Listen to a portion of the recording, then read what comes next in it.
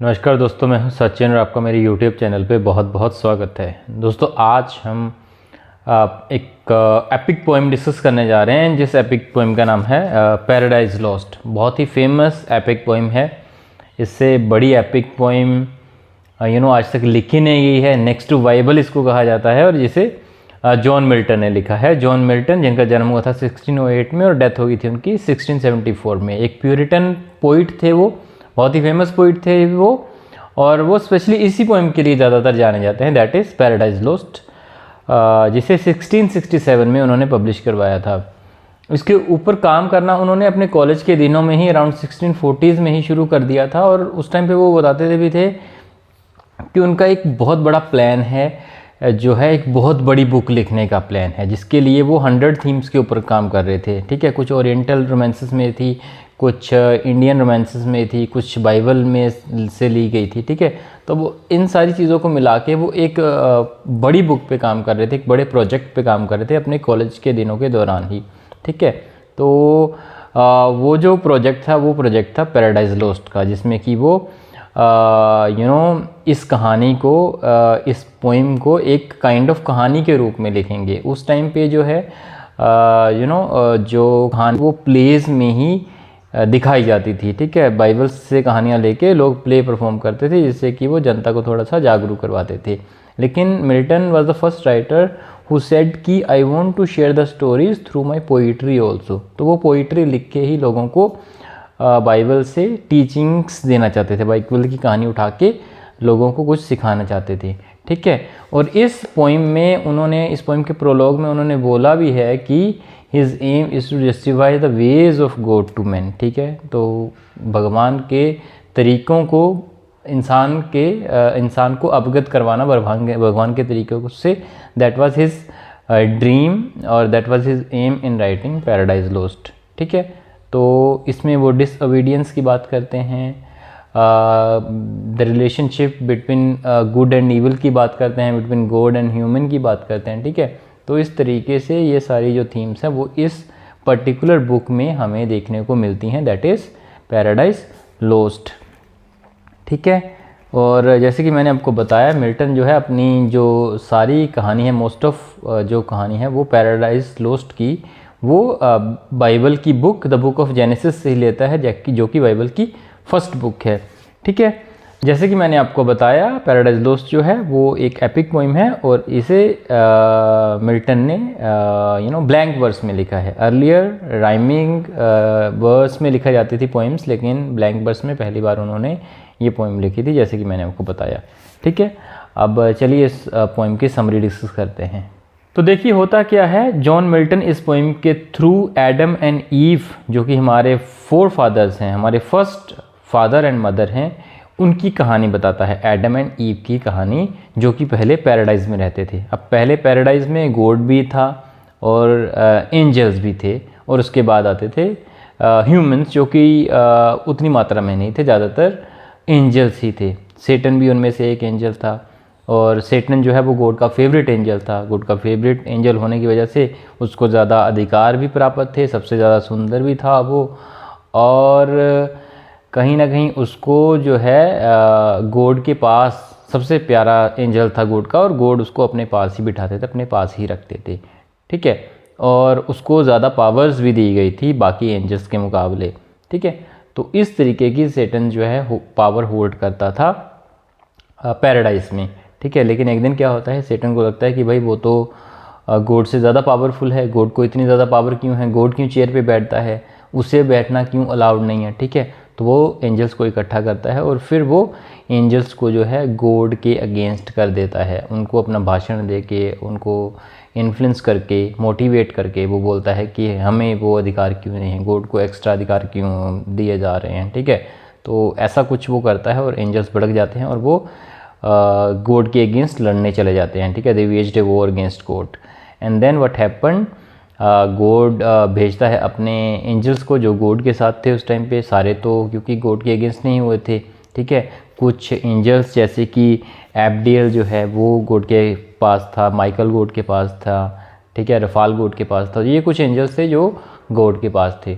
तो ये जो है सेटन से लड़ते हैं और सेटन को हरा देते हैं ये। हालांकि पहले तो सेटन की आर्मी जीत रही होती है, लेकिन फिर गॉड जो है वो अपना एक हथियार लेके आते हैं, थंडर स्ट्राइक। जब वो उससे अटैक करते हैं सेटन पे, फिर उसके जो सारे जो फॉलोअर्स हैं सेटन के साथ साथ वो सारे जाके हेल में गिर जाते हैं, ठीक है। और यहाँ से जो इस पर्टिकुलर कहानी की शुरुआत होती है, ठीक है। ये थोड़ा बैकग्राउंड था कहानी का जो मैंने आपको बताया।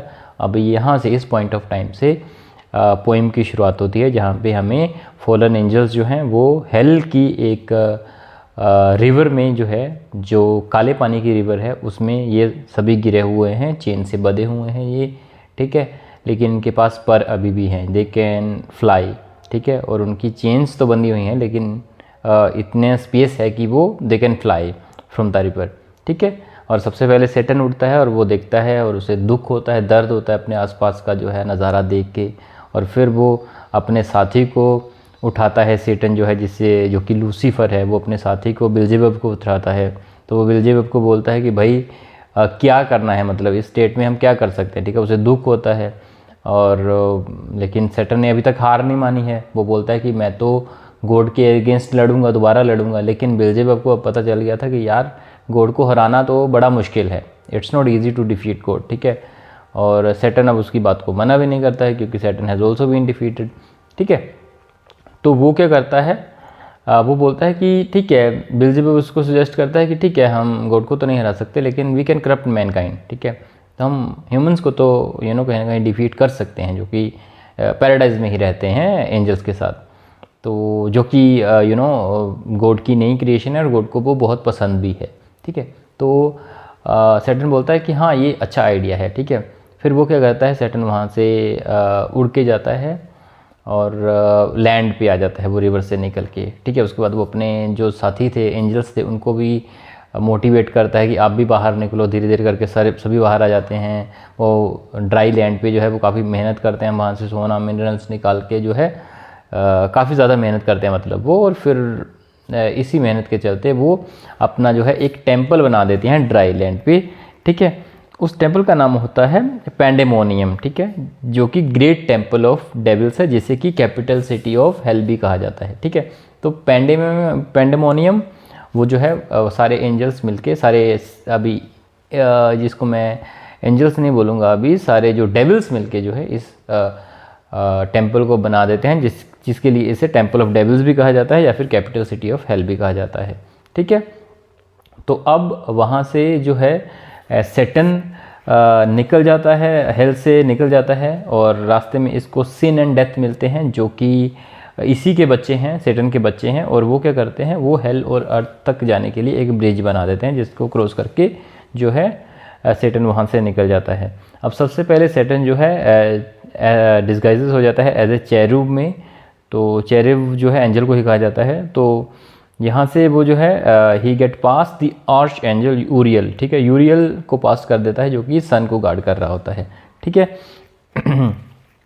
तो इसके बाद जो है, इसके बाद वो शेप लेता है कॉर्मोरेंट की, जो कि एक लार्ज वर्ड है, और वो बैठ जाता है top of the tree of life, और यहाँ से वो पैराडाइज को देख रहा है, ठीक है। अब वहाँ पे एक एंजल जो है वो उसे देख लेता है, और वो बाकी सारे एंजल्स को बता देता है कि भाई सेटन यहाँ पे आसपास घूम रहा है, तो थोड़ा चौकन्ने हो जाओ, ठीक है। और सारे जो है वो चौकन्ने हो जाते हैं। गुड को भी पता चल जाता है कि सेटन जो है उसके दिमाग में कुछ और आइडियाज़ चल रहे हैं। वो अपने सारे एंजल्स को बुलाता है, तो वो उनको सेटन के आइडियाज़ के बारे में बताता है कि सेटन जो है अभी मैनकाइंड को करप्ट करना चाहता है, तो आप थोड़े अवेयर हो जाओ, वो कहीं ना कहीं आसपास ही घूम रहा होगा, ठीक है। अभी उसकी विल पावर जो है वो ख़त्म नहीं हुई है, ठीक है। तो एंजल्स थोड़े सतर्क हो जाते हैं और वो ध्यान रखते हैं यहाँ से, ठीक है। तो उसके बाद जो है दूसरी साइड सीन चल रहा होता है, जिसमें कि एडम और ईव पैराडाइज में काम कर रहे हैं। गॉड ने उनको उसको खाने से मना कर रखा है कि भाई आपने जो है फ्रूट ऑफ नॉलेज को नहीं खाना है, उसको टेस्ट आपने नहीं करना है, बाकी आप काम करते रहिए, कोई दिक्कत नहीं है, जैसे आपका दिल करता है वो आप जो है वहाँ से काम करते रहिए, ठीक है। अब इसके बाद क्या होता है, रात हो जाती है, वो दोनों काम ख़त्म करके सोने चले जाते हैं। अब क्या करता है, अब जो सेटन है वो एक टोड के रूप में डिस्गाइजेस हो जाता है, क्योंकि सारे डेविल्स एंजल्स जो हैं इनके पास पावर है कि ये कोई भी रूप ले सकते हैं, ठीक है। अब ये रूप ले लेता है एक टोब का, और इसी तरह से वो ईव के कान में कुछ खुसफुसाता है, कुछ विस्पर करता है ईव के कान में, ठीक है। अब गैब्रियल जो है एक एंजल है, वो सैटर्न को ढूंढ लेता है वहाँ पे और वो उसे बोलता है कि तुम वहाँ से चले जाओ। वो जाने से मना कर देता है, गैब्रियल से लड़ता है, तो फिर गॉड कुछ साइन बनाते हैं स्काई में, जिसको देख के सैटर्न डर जाता है और वहाँ से वो भाग जाता है, क्योंकि गॉड से तो वो डरता ही है ना, क्योंकि एक लाठी तो पड़ चुकी है गॉड की, तो अब गॉड से थोड़ा बच के रहता है वो सैटर्न जो है, ठीक है। अब गॉड को पता चलता है कि ह्यूमन काइंड जो है वो कहीं ना कहीं पैराडाइज में सेफ़ नहीं है। अर्थ जो कि पैराडाइज में ही है अभी, तो उस पर कहीं ना कहीं ह्यूमन काइंड जो है वो सेफ़ नहीं है, और वो रफ़ाल को भेजता है एडम और ईव के पास कि तुम जाओ वहाँ और उनको थोड़ा सा अवगत कराओ कि सिचुएशन कैसी है अभी यहाँ पे, ठीक है। रफ़ाल जाता है, एडम और ईव को बिठाता है और वो उन्हें बताता है कि आप जो है आप थोड़ा सा बच के रहिए, क्योंकि सैटर्न जो है आपको करप्ट करना चाहता है। अब इस पॉइंट ऑफ टाइम पे एडम को कुछ भी पता नहीं होता है, ना ही ईव को कुछ पता होता है, और एडम की जो क्यूरियोसिटी होती है सब कुछ जानने की, तो वो उससे पूछते हैं कि सैटर्न हमें क्यों करप्ट करना चाहता है। एंड देन वो सारी स्टोरी जो है वो उसे बताते हैं कि कैसे सैटर्न जो है गॉड के अगेंस्ट वॉर कर दी थी, एबिडेल ने उसे ज्वाइन नहीं किया था, और किस तरह से उनको डिफीट कर दिया था गॉड ने और उनको हेल में भेज दिया था। अब वो बदला लेना चाहते हैं, क्योंकि गॉड से तो वो लड़ नहीं सकते, इसीलिए उनका अटैक जो है वो तुम हो, क्योंकि तुम जो हो इजी टारगेट हो, तुम्हारे पास उतनी पावर नहीं जितनी कि एंजल्स के पास है, इसलिए तुम्हें करप्ट करना उसके लिए इजी होगा, ठीक है। तो अब तुमसे बदला लेना चाहता है वो, तुम थोड़ा इसके प्रति जो है ध्यान से रहना, अभी जब कोई भी तुम्हें ऐसी बात बोले तो ध्यान से रहना, मतलब सैटर्न तुम्हें करप्ट कर सकता है, ठीक है। अब वो उससे बताता है, रफ़ाल को बताता है कि वो ईव को पसंद करता है और उसको थोड़े बुरे विचार आते हैं, गंदी नज़र रखता है काइंड ऑफ वो ईव पे, ठीक है। उसके अच्छे विचार नहीं हैं ईव के प्रति। तो रफ़ाल उसे बोलता है कि देखो गॉड ने तुम्हें जहाँ काम करने के लिए भेजा है, तुम सब कुछ कर सकते हो, बस तुम्हें फ्रूट ऑफ नॉलेज नहीं खाना है और तुम्हें ईव के प्रति ऐसा कोई भी विचार लेके नहीं आना है, तुम्हें ईव को स्पिरिचुअली ही प्यार करना है और इसी तरीके से तुम दोनों ने रहना है, ठीक है। तो वो मान जाता है, बोलता है ठीक है कोई बात नहीं है, और वहाँ से रफ़ाल इसके बाद चला जाता है। रफ़ाल जाने से पहले उसको ये भी बोलता है कि सैटर्न की जो एडम की जो क्यूरियोसिटी है नॉलेज के प्रति, ये इतनी नहीं होनी चाहिए, नॉलेज उसके लिए अच्छी नहीं है, विद टाइम उसको सब कुछ पता चल जाएगा, और अगर उसने ज़्यादा हिस्ट करने की कोशिश करी तो ये उसके लिए सही नहीं होगा, ठीक है। और उसे वार्न करता है कि इस चीज़ से, नॉलेज से जितना दूर रह सकते हो उतना दूर रखो, this is not good for you, ठीक है। और ये कह के रफ़ाल वहाँ से निकल जाता है। अब अगले दिन एडम और ईव गार्डन ऑफ ईडन में जब काम कर रहे होते हैं, साथ काम कर रहे होते हैं, ठीक है। एडम जो है उसे प्रेज़ किए जा रहा होता है, ईव को ईव की तारीफ़ें किए जा रहा होता है, उससे फ्लर्ट कर रहा होता है। ईव को ये पसंद नहीं आता है, ईव बोलती है कि मुझे अकेले में काम करना है, क्योंकि गॉड ने मुझे काम दिया है और मुझे काम पे फोकस करना है, तो मुझे डिस्ट्रैक्ट कर रहे हो, इसीलिए हमें जो है अलग अलग काम करना चाहिए। पहले तो एडम मानता नहीं है कि नहीं, हमें गॉड ने साथ में भेजा है और हमें साथ में ही काम करना चाहिए, लेकिन जब वो हट करती है, जिद करती है, तब एडम एग्रीज, कंसेंट कर लेता है और फिर वो दोनों अलग अलग काम करने लग जाते हैं, ठीक है। रफ़ाल के ठीक वहाँ से जाने के बाद ठीक 8 घंटे के बाद सैटर्न वहाँ पे आ जाता है, और सैटर्न जो है ईव को देख के बड़ा खुश होता है। तो वो क्या करता है, वो एक सरपेंट का रूप ले लेता है इस टाइम, और ईव को जाके बोलता है कि तुम तो बड़ी सुंदर हो, तुम तो बड़ी खूबसूरत हो। तो ईव उसे बोलती है कि तुम बोल कैसे रखते हो। उसको बड़ा मतलब अच्छा लगता है कि एक जानवर बोल रहा है, ठीक है। तो बोलती है तुम बोल कैसे सकते हो। तो बोलता है मैंने फ्रूट ऑफ नॉलेज खाया हुआ है, ठीक है। तो वो बोलती है गॉड ने तो हमें ये खाने से मना किया। बोलता है गॉड नहीं चाहता कि तुम जो है पावरफुल बनो, तुम जो है नॉलेजेबल बनो, तुम्हारे पास बिल्कुल भी नॉलेज नहीं है, ठीक है। तो ये बोलती है कि नहीं गॉड ने मना किया है मुझे कि जो है मुझे ये फ्रूट ऑफ नॉलेज नहीं खाना है। तो बोलता है गॉड तुम्हारी करेज को टेस्ट करना चाहता है, इसीलिए गॉड ने तुम्हें मना किया है इसे खाने के लिए, ठीक है। अगर तुम इसे नहीं खाओगे तो तुम कभी भी उसके टेस्ट में पास ही नहीं हो पाओगे। तो इसे खाने के लिए तुम्हें टेस्ट देना ही पड़ेगा, ये पास करना ही पड़ेगा तुम्हें, knowledge of fruit of knowledge जो है वो खाना ही पड़ेगा। लेकिन ईव फिर भी नहीं मानती है। तब वो बहुत लंबी स्पीच देता है उसे कि तुम्हारे पास कुछ भी नहीं है, तुम्हें कुछ भी पता नहीं है नदियों के बारे में, दुनिया के बारे में, अर्थ के बारे में, पैराडाइज के बारे में, स्टार्स के बारे में, इसके बारे में तुम्हें कुछ भी नॉलेज नहीं है। तो ईव थोड़ी इससे प्रोवोक हो जाती है बीइंग ए वुमेन, और वो जो है फ्रूट ऑफ नॉलेज खा लेती है। अब जैसे ही वो फ्रूट ऑफ नॉलेज खाती है, सरपेंट वहाँ से भाग जाता है, ये सैटर्न वहाँ से भाग जाता है, और ईव को पता चलता है कि उसने कुछ गलत कर दिया है, she gets destroyed and then she leaves for Adam. Adam के पास जाती है वो, और एडम को वो बता देती है कि उसने जो है फ्रूट ऑफ नॉलेज खा लिया है। अब एडम को जो है गुस्सा तो आता है, लेकिन वो क्या कर सकता है। अब उसे लगता है कि ये तो अब इसको तो गॉड पनिश कर देगा और वो जो है वो अकेला रह जाएगा। तो वो अकेला कैसे सर्वाइव करेगा ईव के बिना, क्योंकि उसके तो अभी ईव की आदत हो गई है। तो वो भी फ्रूट ऑफ नॉलेज खा लेता है, और फिर जैसे ही वो फ्रूट ऑफ नॉलेज खाता है, भगवान को पता चल जाता है, गॉड को पता चल जाता है इसके बारे में कि सैटर्न ने जो है मैनकाइंड को फाइनली करप्ट कर दिया है। Saturn got successful in corrupting the Mankind. ठीक है, अब इसके बाद सैटर्न अपने सन को बेचता है, जो कि भगवान का ही एक रूप है। भगवान खुद एक रूप में भगवान खुद सोचते हैं, देखते हैं दुनिया को, और दूसरे रूप में वो जाके जो है दुनिया के अंदर जाके काम करते हैं। तो भगवान का ही एक रूप, जिसे द सन का रूप नाम दिया गया है इस पर्टिकुलर बुक में, वो जाता है और सबसे पहले वो जो है उस सरपेंट को सज़ा देता है, जिसके ऊपर जो है जिसका रूप जो है सैटर्न ने लिया था। ठीक है, और वो उसे बोलता है कि तुम जो है अब चल नहीं पाओगे। ठीक है, तो तभी आप देखते हैं ना कि सांप जो है रेंगते हुए जाता है, वो चल नहीं सकता है। ठीक है, और फिर वो क्या बोलता है, वो फिर एडम और ईव को बोलता है कि तुम्हें ये फ्रूट नहीं खाना चाहिए था, तुमने गलती की है और तुम्हें भी इसकी सज़ा मिलेगी। क्या सज़ा मिलेगी अभी तक जो है उसने नहीं बताया है। ठीक है, और एक बात मैं और बताना चाहूँगा, जिस टाइम के बाद वो फ्रूट ऑफ नॉलेज खा लेते हैं उसके बाद they feel lust for each other and they had sex. ठीक है, तो ये चीज़ वो करते हैं उसके बाद। ठीक है, लेकिन बाद में उनको थॉट्स आने लगते हैं फ्यूचर के बारे में। जब वो सेक्स करके उसके बाद सो जाते हैं, फिर सुबह उठते हैं, तब उनको फ्यूचर के बारे में थॉट आने लगते हैं कि क्या करेंगे वो, क्या नहीं करेंगे। अर्लियर ऐसा कुछ भी नहीं था। ठीक है, तो उनका दिमाग जो है वो काम करना शुरू कर देता है।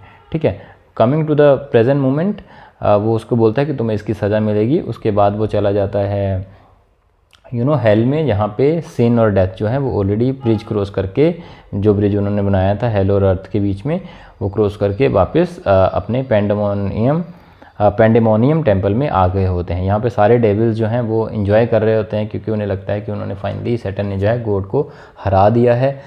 फिर वहाँ पे जो सन है वो उनको जो है सज़ा देता है कि वो सारे अभी सरपेंट ही बन के रह जाएंगे, सारे के सारे सांप ही बन के रह जाएंगे। वो सभी को यही सज़ा देता है और सारे के सारे सांप में टर्न हो जाते हैं, चेंज हो जाते हैं वो। ठीक है, फिर वो वापस आ जाते हैं। फिर वो गॉड सन को भेजता है कि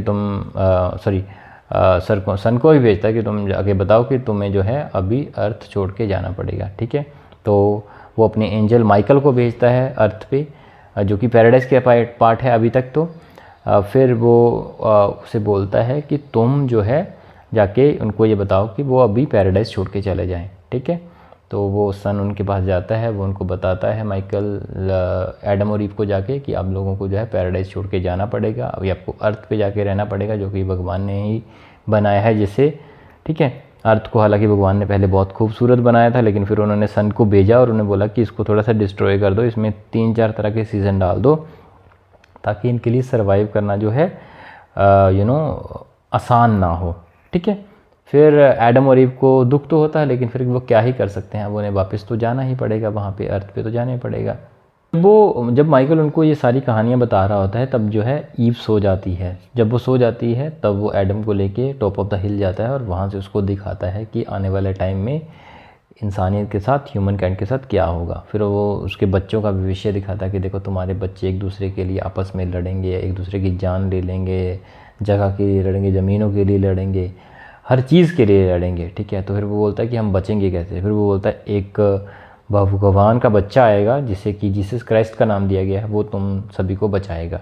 ठीक है, और तुम वहाँ पे रिपेंट करके, मेहनत करके जो है वापस पैराडाइज़ में आ सकते हो। अगर तुम अच्छे काम करोगे तुम वापस पैराडाइज़ में आ जाओगे, अगर तुम बुरे काम करोगे तो फिर तुम्हें हेल जाना होगा। ठीक है, तो इसी तरीके से जो है वो उसे पूरा फ्यूचर जो है एडम को पूरा फ्यूचर मैनकाइंड का दिखा देता है, किस तरह से नोआ और उसकी शिप बच जाती है गॉड के द्वारा, क्योंकि वो गुड थे और बाकी सारे लोग डूब जाते हैं। इसके अलावा वो इनोच की कहानी बताता है उसको, बहुत सारे कैरेक्टर्स की, जो फेमस कैरेक्टर्स की कहानी जो है वो उसे बताता है, एडम को बताता है।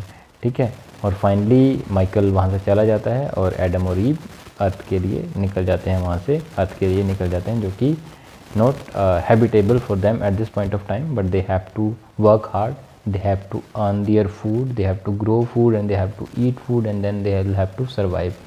शुरू में एडम और ईव के बीच में बहुत सारी लड़ाइयाँ होती हैं, लेकिन later on they started loving each other, कि उन्हें पता चल जाता है कि उन्हें एक दूसरे के साथ ही मिलजुल के रहना पड़ेगा और उन्हें इस हार्श कंडीशंस को, इस हार्श वेदर को सर्वाइव करना है। तो ठीक है, और इसी के साथ ये पर्टिकुलर बुक की स्टोरी ख़त्म हो जाती है, जो कि थी पैराडाइज लॉस्ट, जैसे कि बाइबल्स की book the book of genesis से लिया गया था। तो दोस्तों आई होप कि आपको ये कहानी अच्छी लगी होगी। कोई डाउट है तो आप कमेंट सेक्शन में पूछ सकते हैं। Thank you very much and have a great day.